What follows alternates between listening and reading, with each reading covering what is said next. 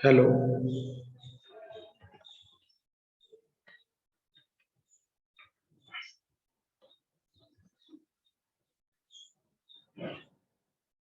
ठीक है, आज स्फेरिकल सिस्टम कंप्लीट करना है। पिछली क्लास में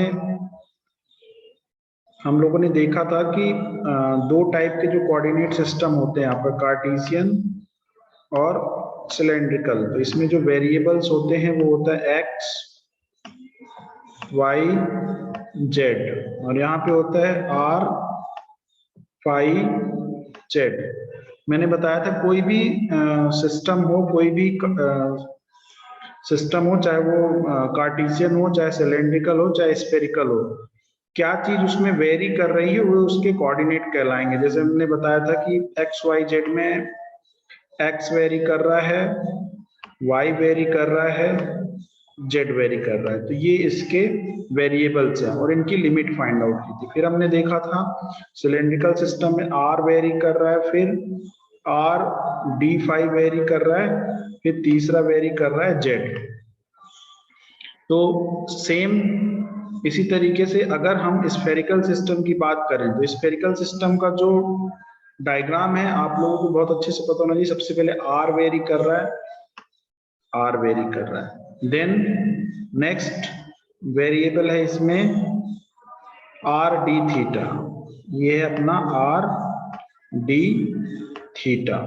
फिर थर्ड वेरिएबल मैंने आपको बताया था कि कोई भी एक लाइन ले लेंगे और एक सर्कल बनाएंगे, और यहाँ पे जो थर्ड वेरिएबल होगा वो होगा R sine theta D phi. ठीक है, तो जैसे हमारा सिलेंड्रिकल सिस्टम में तीन वेरिएबल होते थे, आर, आर डी फाइव और डी जेड, ऐसा बोल सकते हैं, D R, R D phi, D Z. इसी तरीके से हमारा स्फेरिकल सिस्टम में तीन वेरिएबल होंगे, D R, R D theta, R sine theta D phi. तो ये समझना बहुत इंपॉर्टेंट है कि यहाँ पे स्फेरिकल सिस्टम में तीन वेरिएबल कौन कौन से होंगे। फिर तीनों वेरिएबल आर की लिमिट क्या होगी, 0 से लेके इंफिनिटी तक, फाई की लिमिट क्या होगी, 0 से लेके 2 पाई तक, और थीटा की लिमिट क्या होगी, 0 से लेके पाई तक। लिमिट ऐसी क्यों आ रही है ये भी आपको क्लियर होना चाहिए, क्योंकि आर जो है वो 0 से लेके कितना भी वेरी हो सकता है। थीटा जो है आपका वो 0 से लेके सिर्फ पाई तक, टू पाई, सॉरी पाई तक 180 डिग्री तक वेरी हो सकता है, और जो फाई है वो आपका पूरा एक सर्कल बनाएगा। तो अपने दिमाग में ये रखना है अपने को कि स्फेयर जब बनाएंगे हम तो थीटा जो है वो आधा सर्कल मूव करेगा और पाई जो है वो पूरा सर्कल मूव करेगा। आर कितना भी बड़ा छोटा हो सकता है। तो ये तीनों वेरिएबल्स हो गए। फिर मैंने आपको बताया था कि कोई भी कोऑर्डिनेट सिस्टम है, जैसे हमारा स्फेरिकल कोऑर्डिनेट सिस्टम है, तो इसमें आपको पता चल गया जो स्मॉल डिफरेंशियल लेंथ है। अगर हम फिर से देखें तो ये मेरा डी आर है, ये मेरा आर डी थीटा है। तो अगर हम एक छोटा सा डिस्टेंस लेंगे तो यहाँ पे आएगा डी आर, इसमें एक छोटा सा डिस्टेंस लेंगे तो हमारा आएगा आर डी थीटा, और इस पे एक छोटा सा डिस्टेंस लेंगे तो आएगा R sine theta D phi. इतना सबको क्लियर हो गया होगा कि अगर हम स्फेरिकल कोऑर्डिनेट सिस्टम में, स्फेरिकल कोऑर्डिनेट सिस्टम में एक चीज और आपको दिख रही होगी, इसमें एक लाइन है और दो कर्व है। ठीक है, तो दो कर्व कौन कौन से हैं, एक आर डी थीटा कर्व है और एक R sine theta D phi है, और लाइन कौन सी है, डी आर। तो मैंने बताया कि ये हर एक कोऑर्डिनेट में आपने स्मॉल चेंज निकाल लिए, स्मॉल डिस्प्लेसमेंट निकाल लिए। अब पहली चीज आपको क्या निकालनी रहती है, DL। तो DL निकालने के लिए आप क्या करेंगे, DL is equal to DR AR। DR की डायरेक्शन हो जाएगी DR AR। फिर दूसरी चीज आप देखेंगे, जो सेकेंड चेंज है वो क्या है, RD थीटा। तो RD theta direction A theta. तीसरा चेंज क्या है इसमें, R sine theta D phi A phi. तो ये तीसरा चेंज हो गया। इस तरीके से मेरे हिसाब से किसी को भी डिफरेंशियल लेंथ कैलकुलेट करने में कोई प्रॉब्लम नहीं जाएगी। फिर मैंने बताया था सेकेंड जो आसान चीज होती है, डिफरेंशियल वॉल्यूम। डिफरेंशियल वॉल्यूम आप बहुत आराम से कैलकुलेट कर सकते हैं। उसमें जितने स्मॉल चेंज हैं सबको मल्टीप्लाई कर दो। तो स्मॉल चेंज क्या क्या है, DR, इसमें कोई डायरेक्शन नहीं होती, तो DR multiplied by RD theta multiplied by R sine theta D phi. इसको ये भी लिख सकते हैं हम लोग, R square DR D theta D phi. तो ये क्या कहलाया अपना, और साइन थीटा भी आएगा, R स्क्वायर साइन थीटा। तो सबसे पहला हो गया हमारा स्फेरिकल सिस्टम में डिफरेंशियल लेंथ, और दूसरा हो गया स्फेरिकल सिस्टम में डिफरेंशियल वॉल्यूम। अब तीसरी चीज हम क्या निकालेंगे, डिफरेंशियल सरफेस। तो मैंने बताया था मैथमेटिकली वो भी निकालना बहुत आसान है। अगर आप AR की डायरेक्शन में डिफरेंस निकाल रहे हैं, सरफेस निकाल रहे हैं, तो आप इन दोनों को मल्टीप्लाई कर दीजिए और उसकी डायरेक्शन AR लिख दीजिए। तो क्या हो जाएगा, AR की डायरेक्शन में सरफेस कितना हो जाएगा अपना, DS। R की डायरेक्शन में अपना जो सरफेस हो जाएगा वो हो जाएगा RD थीटा, या फिर R square sine theta D theta D phi. तो मैथमेटिकली बहुत आसान है फाइंड आउट करना, और इसकी डायरेक्शन हो जाएगी A। हाँ, पूछ रहे हो कुछ, अपना माइक अनम्यूट कर लो।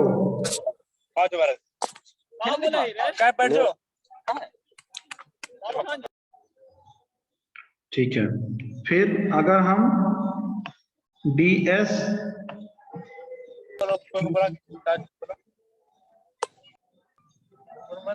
यहाँ पे ये रिजवान खान तुमको बाहर कर रहे हैं हम।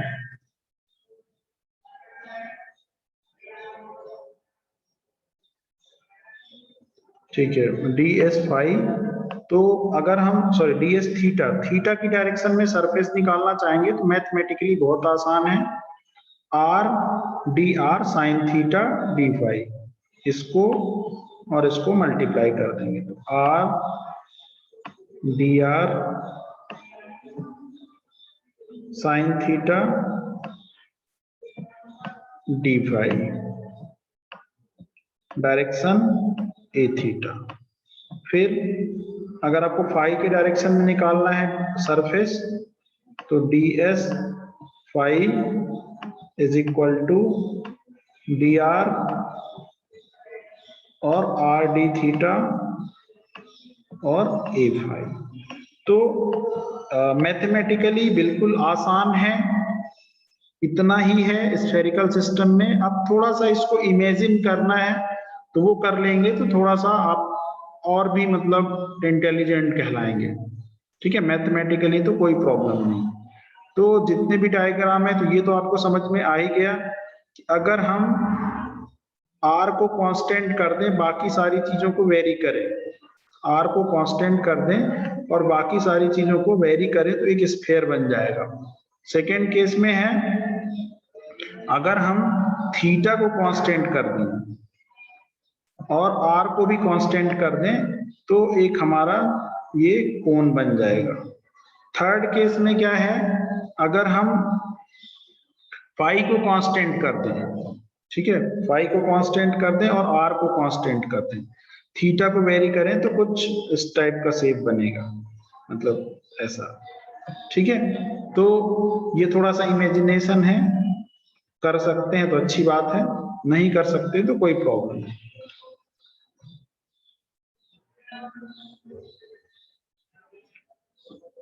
तो यहाँ पे पूरा एक्सप्लेन किया है कि फाई कांस्टेंट रखेंगे, थीटा कांस्टेंट रखेंगे, आर कांस्टेंट रखेंगे तो किस टाइप की चीजें बनेंगी, ठीक है।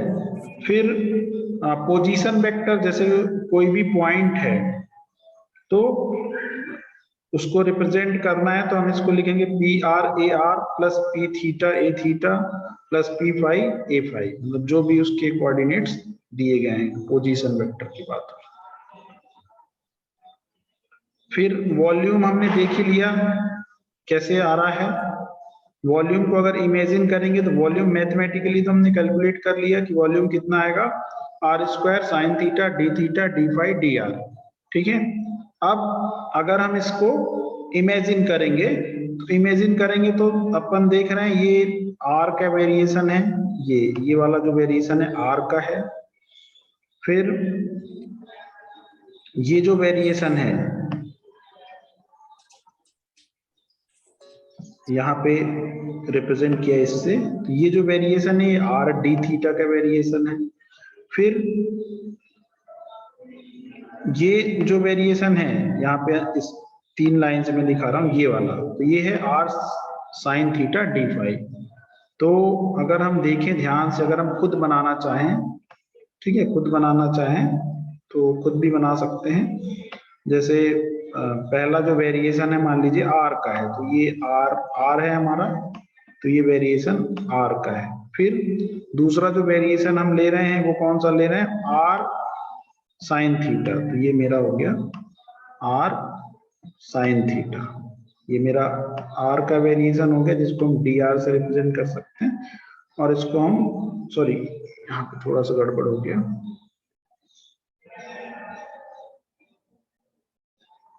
ये होगा आर डी थीटा, ये डी आर है और दूसरा वाला हमारा। फिर तीसरा जो वेरिएशन है ये वाला जो सर्कुलर है, ये होगा हमारा R sine theta D phi. 3 variations हैं। फिर इन सबको जोड़ देंगे तो इस टाइप का एक स्ट्रक्चर बन जाएगा जो अंदर बना हुआ है। तो थोड़ा सा हम इमेजिन कर सकते हैं कि ये वाला पार्ट कैसे बन रहा है। अगर आप कर पा रहे हैं तो वेरी गुड, नहीं कर पा रहे हैं तो मैथमेटिकली तो हम निकाल ले रहे हैं जो हमारा डिफरेंशियल लेंथ से हमने निकाला था। ये फिर से वही बात हो गई कि इसकी जरूरत क्या है। कल जैसे हमने डिस्कस किया था कि जब हम एक छोटा स्मॉल वेरिएशन का वॉल्यूम या स्मॉल वेरिएशन का सरफेस या स्मॉल वेरिएशन का लेंथ फाइंड आउट कर लेते हैं तो उसकी मदद से हम इस कोऑर्डिनेट सिस्टम में कोई भी सरफेस कैलकुलेट कर सकते हैं, कोई भी वॉल्यूम कैलकुलेट कर सकते हैं, कोई भी लेंथ कैलकुलेट कर सकते हैं। ठीक है, फिर हम लोग को ये देखना है कि रिलेशन क्या है एक्स वाई जेड और आर थीटा फाइव पे। तो यहाँ पे जो रिलेशन है, अगर हम, जैसा कि हमने कार्टेशियन सिस्टम और सिलेंड्रिकल सिस्टम में के बीच में देखा था, तो अगर कोई पॉइंट है, यहाँ पे मान लीजिए एक पॉइंट है, तो इस पॉइंट में x है, y है, z है, मतलब इस पॉइंट को रिप्रेजेंट करने के लिए अगर हम इसको कार्टेशियन सिस्टम में रिप्रेजेंट करना चाहते हैं तो हमें x पता होना चाहिए, y पता होना चाहिए, z पता होना चाहिए, तब जाके हम इस पॉइंट को रिप्रेजेंट कर पाएंगे। सिमिलरली अगर हम इस पॉइंट को स्फेरिकल सिस्टम में रिप्रेजेंट करना चाहते हैं तो हमको यहां से यहां की डिस्टेंस पता होनी चाहिए,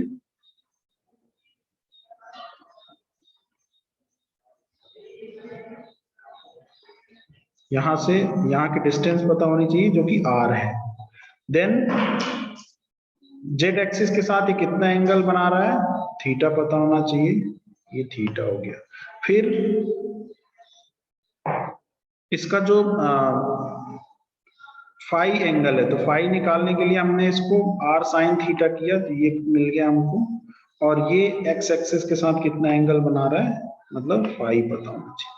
तो सेम पॉइंट को कार्टेशियन सिस्टम में कैसे रिप्रेजेंट करते हैं और स्फेरिकल सिस्टम में कैसे रिप्रेजेंट करते हैं, वो इस डायग्राम में शो किया गया है। ठीक है, तो ये हम यहां से देख सकते हैं। तो इससे क्या होगा, हम इन दोनों में एक रिलेशन फाइंड आउट करना चाह रहे हैं। ठीक है, तो ये चीजें तो हम लोग देख चुके हैं। ये जस्ट अभी हमने देखा कि हम स्मॉल डिफरेंशियल वॉल्यूम कैसे बनाते हैं, फिर डिफरेंशियल लेंथ भी समझ चुके हैं, फिर उसका मैग्नीट्यूड कैसे निकालते हैं, डिफरेंशियल वॉल्यूम कैसे निकालते हैं, ये भी समझिए। जो रिलेशन अभी देख रहे थे हम लोग, तो रिलेशन भी हमको यहाँ से मिल गया कि x जो होगा वो किसके बराबर होगा, r साइन थीटा। अगर हम यहाँ से देखेंगे तो r sine theta cos phi के बराबर होगा। y जो है किसके बराबर होगा, r साइन थीटा साइन। ये कहाँ से निकल के आ रहा है, ट्रिग्नोमेट्री में अगर हमको ये लेंथ पता है और ये एंगल पता है, ठीक है, तो ये लेंथ पता है और एंगल पता है, तो x is equal to r sine theta cos phi हो जाएगा। फिर इसी तरह से अगर हमको ये लेंथ पता है और y फाइंड आउट करना है, तो cos की जगह साइन फाई हो जाएगा। फिर z निकालना है, तो z जो है अपना, ये एंगल पता है अपने को और ये लेंथ पता है, तो z अपना r cos थीटा हो जाएगा। तो यहाँ से x निकल आया, x मतलब x और मतलब कार्टेशियन सिस्टम और स्फेरिकल सिस्टम के बीच में रिलेशन पता चल गया। तो मतलब अगर अपने को r थीटा फाई दिया है तो हम x y z निकाल सकते हैं, और x y z दिया हुआ है तो हम r थीटा फाई निकाल सकते हैं। मतलब कार्टेशियन से स्फेरिकल में चेंज कर सकते हैं और स्फेरिकल से कार्टेशियन में चेंज कर सकते हैं। तो ये सारी चीजें बहुत आसान थी। अब एक चीज और इमेजिन करने को बची है, वो है सरफेस। तो सरफेस का इमेजिनेशन, सरफेस तो हमने निकाल लिया था, आर डायरेक्शन में क्या सरफेस होगा ये भी निकाल लिया था, थीटा डायरेक्शन में क्या सरफेस होगा ये भी मैथमेटिकली कैलकुलेट करा था। अब इमेजिन करें, अगर अपने को डायरेक्ट खुद से ही बनाना है, तो अगर हम आर डायरेक्शन में देखें तो आर डायरेक्शन में क्या क्या वेरी हो रहा है, एक तो आर थीटा वेरी हो रहा है और एक R sine theta D phi vary हो रहा है। तो कहने का मतलब ये कौन सा सरफेस है, अगर आप कभी भी ऑरेंज को छीलते हो तो जो उसका छिलका होता है, तो छिलके का सरफेस होता है कुछ इस टाइप का होगा, अगर उसको थोड़ा सा काटेंगे तो। जैसे हाँ, बहुत अच्छा एग्जांपल है, जब आप कभी तरबूज खरीदते हो तो वो ऐसे काट के देता है, ऐसा एक निकालता है एकदम। तो ये जो ऊपर वाला पार्ट होता है, ये जो ऊपर वाला पार्ट होता है, ये इसको आप इमेजिन कर सकते हो ए आर डायरेक्शन में कैसा दिखेगा। फिर नेक्स्ट है थीटा के डायरेक्शन में। तो थीटा के डायरेक्शन में अगर आप देखना चाहेंगे, तो अगर ये जो तरबूज काट के आपको देता है ऐसा, तो अगर आप इसको इमेजिन करना चाहो तो आप कैसे कर सकते हैं कि जो अगर इसको थोड़ा सा ये वाला पार्ट है, अगर यहाँ पे देखना चाहें तो ये वाला जो पार्ट है ये नीचे की तरफ जा रहा है, तो ये वाला जो पार्ट है, ये जो सरफेस है, ये थीटा की डायरेक्शन का सरफेस है। देन ए फाई, ए फाई में क्या होता है, ए फाई मतलब ये वाला जो सरफेस है, ये वाला जो सरफेस है, ये कहलाता है ए फाई। तो ये थोड़ा सा इमेजिनेशन है कि तीनों सरफेस कैसे दिखते हैं। क्लियर है सभी को? ये आवाज आ रही मेरी? Yes sir. आ रही है सर, आ रही है।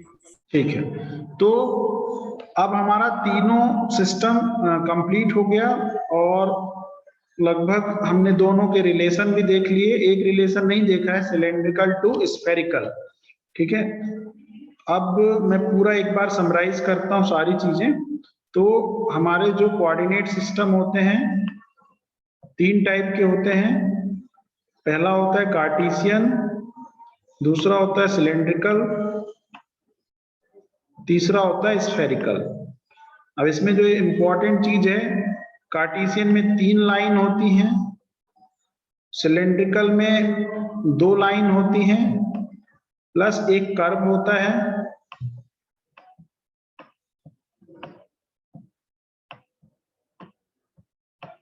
फिर स्फेरिकल में 1 लाइन होती है और 2 कर्व होता है। तो कोई भी कोऑर्डिनेट सिस्टम है वो कर्व और लाइन की हेल्प से बनाया जा सकता है, तो मिनिमम 1 लाइन होना जरूरी है। ठीक है, तो ये एक थोड़ा सा इंपॉर्टेंट फैक्ट हो गया आपको, मतलब थोड़ा सा इतनी चीजें किसी को बताएंगे तो उसको समझ में आएगा कि हाँ आपने ठीक से पढ़ा है। फिर दूसरी इंपॉर्टेंट चीज मैंने जो बताई थी कि सबको पता होना चाहिए DL, DS और DV। तो तीनों में सबको DL, DS, DV mathematically calculate करना बहुत आसान है। तीनों में तीनों चीजें कैलकुलेट करना बहुत आसान है। फिर तीसरी चीज क्या है, कन्वर्जन। कभी कभी आपको एग्जाम में कन्वर्जन आ जाता है, तो कार्टेशियन टू सिलेंड्रिकल और सिलेंड्रिकल टू कार्टेशियन के फॉर्मूले आपको पता है। फिर कार्टेशियन टू स्फेरिकल और स्फेरिकल टू कार्टेशियन भी आपको पता है। अब अगर कभी ऐसा आ जाए कि स्फेरिकल को सिलेंड्रिकल में करो, तो एक ऑप्शन है कि पहले इसको कार्टेशियन में करो, फिर कार्टेशियन से सिलेंड्रिकल में करो। ठीक है, डायरेक्ट मेथड आएंगी, लेकिन अभी जो हम पढ़े हैं उसमें सिस्टम ऐसा ही है। बाद में हम डायरेक्ट भी देखेंगे कि डायरेक्ट कैसे कन्वर्ट कर सकते हैं। तो ये तीनों कोऑर्डिनेट सिस्टम हो गए अपने। अब अपन नेक्स्ट स्लाइड देखते हैं।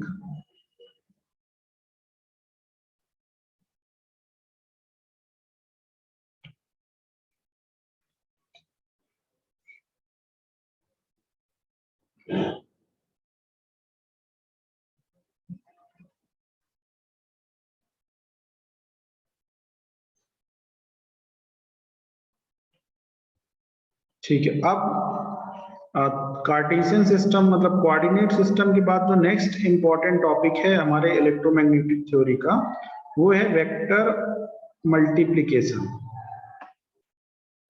तो वेक्टर हम लोगों को सबको पता है, वेक्टर क्या होते हैं, ऐसी क्वांटिटी जिसका मैग्नीट्यूड होता है प्लस डायरेक्शन होती है, उस क्वांटिटी को वेक्टर क्वांटिटी बोलते हैं। तो सिंपल अगर हम वेक्टर मल्टीप्लिकेशन की बात करें तो किसी भी वेक्टर को किसी भी स्केलर क्वांटिटी से मल्टीप्लाई कर सकते हैं। तो पहली चीज ये हो गई।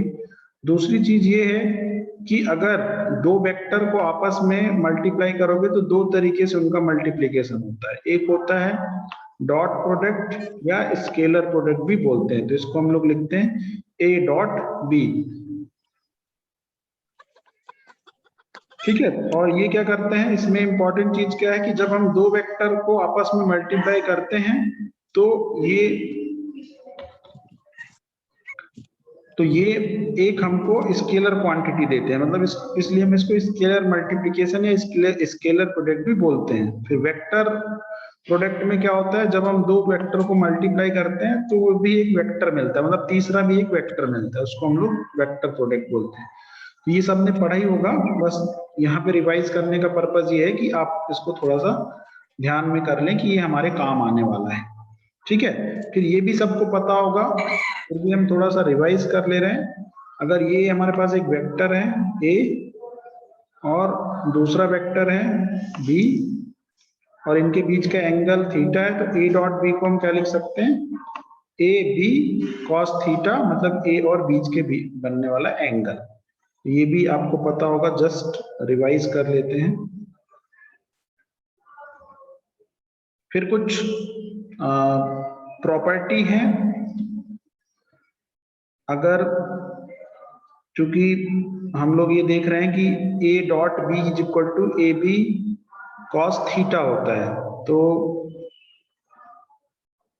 ए डॉट बी अगर आपस में परपेंडिकुलर है, मतलब थीटा की वैल्यू, अगर यहाँ पे थीटा की वैल्यू 0 है तो ये ए बी के बराबर हो जाएगा और थीटा की वैल्यू 90 है। अगर दो वेक्टर हैं हमारे पास ए एंड बी और थीटा की वैल्यू 90 डिग्री है, मतलब आपस में ये परपेंडिकुलर है, मतलब ऐसे है, तो इनका प्रोडक्ट 0 हो जाएगा। और अगर दो वेक्टर हैं एक सीध में है तो इनका प्रोडक्ट आपस में, इनके जो मैग्नीट्यूड है, मान लो दोनों सेम है तो ए स्क्वायर हो जाएगा। तो ये भी सबको पता है, जस्ट रिवाइज हो रहा है। तो इसी पे बेस्ड कुछ कुछ प्रॉपर्टी है, अगर दोनों परपेंडिकुलर होगा तो 0 हो जाएगा, और A dot B B dot A के बराबर होता है, A dot B plus C इसके बराबर होता है। अब एक्स एक्सिस वाई एक्सिस के हमेशा परपेंडिकुलर होता है, वाई एक्सिस जेड एक्सिस के हमेशा परपेंडिकुलर होता है, जेड एक्सिस एक्स एक्सिस हमेशा परपेंडिकुलर होता है। इसलिए अगर डिफरेंट टाइप के वेक्टर, मतलब एक दिमाग में ये रख लें कि ए एक्स के साथ कुछ भी मल्टीप्लाई होगा ए एक्स के अलावा, ए वाई ए जेड, तो 0 हो जाएगा। दोनों वेक्टर सेम है, जैसे ए डॉट ए, तो उनका स्क्वायर हो जाएगा, और सेम है मतलब यूनिट वेक्टर सेम है, जैसे a x dot a x, a y dot a y, a z dot a z, तो इनका एक 1 आ जाएगा। ठीक है, फिर ये देखेंगे हम लोग, ये भी एक कॉन्सेप्ट है,